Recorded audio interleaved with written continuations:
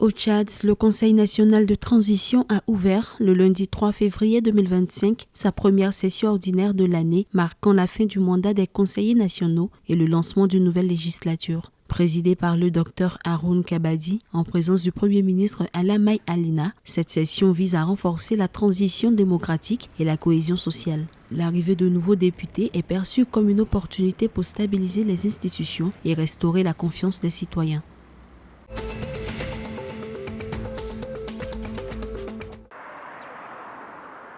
En République démocratique du Congo, les exportations de concentré de thé ont généré 409 millions de dollars selon la cellule technique de coordination et de planification minière. L'exploitation industrielle a dominé avec 65% des quantités exportées, rapportant 178,4 millions de dollars. Les provinces du Haut-Lomami, 48%, Maniema, 26% et Sud-Kivu, 17% figurent en tête des exportations artisanales. Portée par la hausse des prix mondiaux et un approvisionnement limité, la RDC renforce sa position sur le marché international de l'été.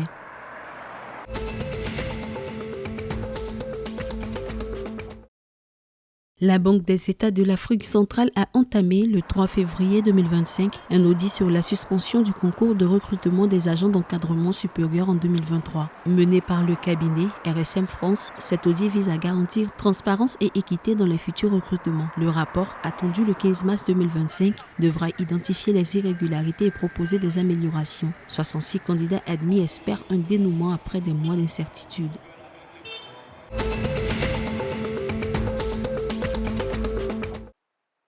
Au Cameroun, l'opération de comptage physique des personnels de l'État, COP, lancée en 2018, a permis à l'État de récupérer 14,5 milliards de francs CFA détournés par des agents fictifs ou absents, soit 94% de l'objectif initial. Grâce à cette action, le gouvernement a assaini la fonction publique et renforcé le contrôle des finances. Un nouvel outil, Aigle, assurera désormais un suivi en temps réel pour prévenir les fraudes.